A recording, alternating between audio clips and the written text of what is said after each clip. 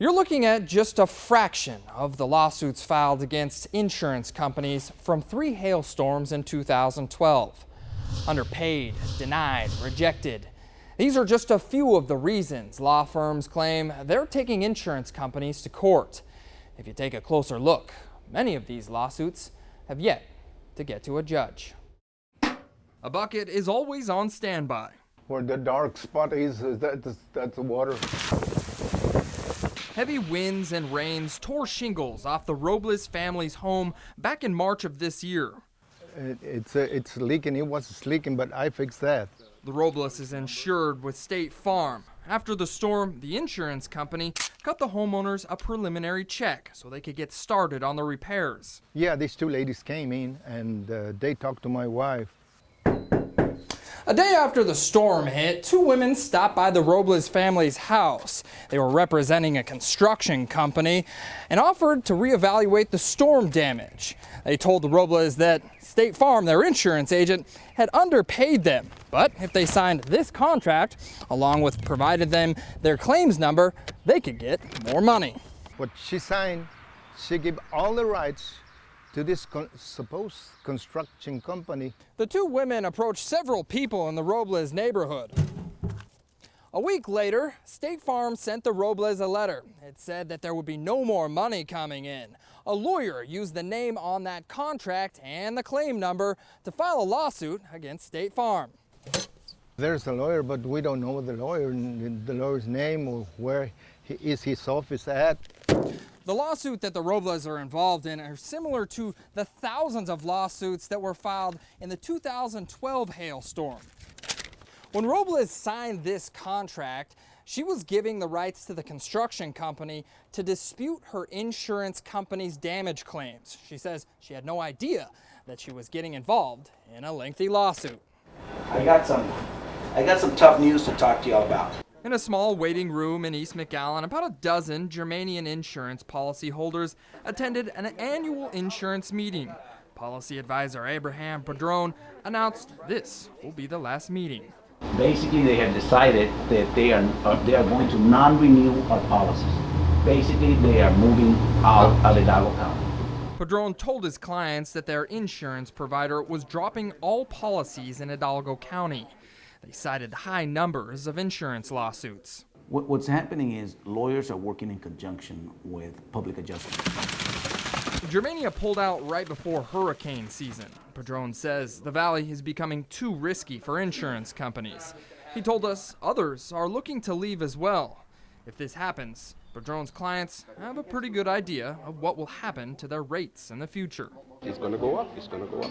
And the problem is, how far can you put a cap to say, I can't afford this anymore? The Robles say a company by the name of EB Construction got them into the type of lawsuit that Padron was talking about. We had a few questions for owner Fernando Botello. Hello? The address on EB Construction's business card led me to the owner's parents' house. The owner wouldn't answer my calls, and his parents wouldn't tell me where their son was.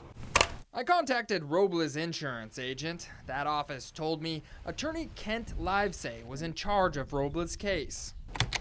Livesay ignored my emails and phone calls. I'm just gonna leave you my card. I paid a visit to Livesay's office in McAllen. He wasn't there. I tried to leave my business card and found I'd been locked out. That's what this map is. It shows the intensity of the storm. Attorney Michael Moore has several hundred hailstorm lawsuits filed at the Hidalgo County Courthouse. He says each one of them is justified. If the insurance company does the right thing the first time, there should never be a lawsuit. There should never be a lawyer involved. Moore says many of his clients were significantly underpaid. He settled many of those claims for a good chunk of change. We end up settling a case for $20,000 or $30,000, or they may have paid $10,000. We end up resolving the case for $50,000 or $60,000. A $50,000 settlement may sound good, but take this into account. The average lawyer fee is about 30 to 40%. That public adjuster, the person that knocked on your door, they get a 10% cut. Now the homeowner may only see about $25,000 to $30,000, but here's the catch. You're not going to see that money for a long time. Lawsuits do take time. It's going to take between a year to 2 years to get your case through the system. Yep, you heard that right. 1 to 2 years. In fact, many hailstorm cases in Hidalgo County are 2 or 3 years old. Moore says damage to some of his clients' homes has spread before a settlement was reached. Leaky roofs caused water and mold damage while homeowners waited for their case to run its course.